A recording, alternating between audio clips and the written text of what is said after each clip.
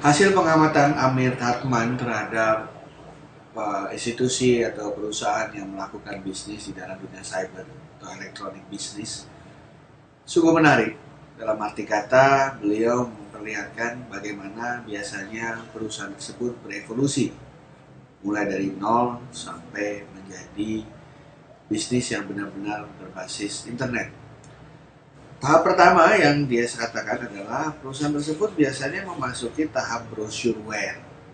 Apa itu brosureware? Adalah suatu tahap di mana perusahaan baru memberikan informasi mengenai apa yang dimilikinya. Sementara untuk bisa melakukan interaksi, tetap orang melakukannya secara konvensional atau tradisional. Datang ke perusahaan tersebut atau datang ke toko-tokonya untuk bisa membeli barang atau menikmati jasa yang ditawarkan. Kalau sudah berhasil melalui tahap 1, masuk ke tahap kedua yaitu customer interaction. Di sini perusahaan mulai menawarkan cara untuk berinteraksi dengan calon pelanggan atau pelanggan yang ingin membeli atau menikmati barang atau jasanya. Biasanya melalui website mulai ada proses untuk tanya jawab.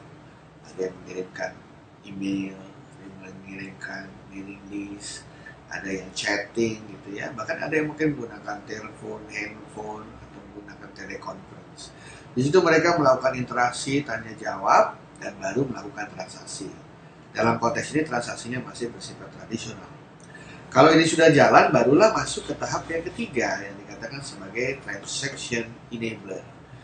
Di sini perusahaan mulai menawarkan kepada pelanggannya untuk melakukan transaksi melalui internet, jadi tidak perlu datang. Mereka akan mengisi formulir secara elektronik dan nanti barangnya akan dikirim secara pengiriman paket. Pembayaran juga dilakukan melalui elektronik, bisa melalui kredit card, PayPal, atau cara-cara pembayaran yang lain. Nah, kalau sudah berhasil, barulah perusahaan tersebut berani masuk ke yang namanya real-time organization. Apa itu real-time organization? Website-nya tidak pernah tutup, 24 jam sehari, 7 hari seminggu. Mesin siap untuk melayani pelanggan yang ingin membeli barang atau jasa kapan saja, di mana saja. Bahkan biasa dijanjikan dalam 24 jam barang sudah bisa terkirim ke rumah. Dan kalau ini sudah jalan, pada akhirnya nanti organisasi atau institusi tersebut akan bergabung dengan komunitas dunia cyber secara keseluruhan, di mana perusahaan nanti akan bisa dikenal atau didapatkan melalui portal-portal sejenis atau melalui komunitas sejenis yang menjual barang atau jasa yang sama untuk bersaing secara bebas. Demikianlah evolusi elektronik bisnis yang diperkenalkan oleh Amir Hartman.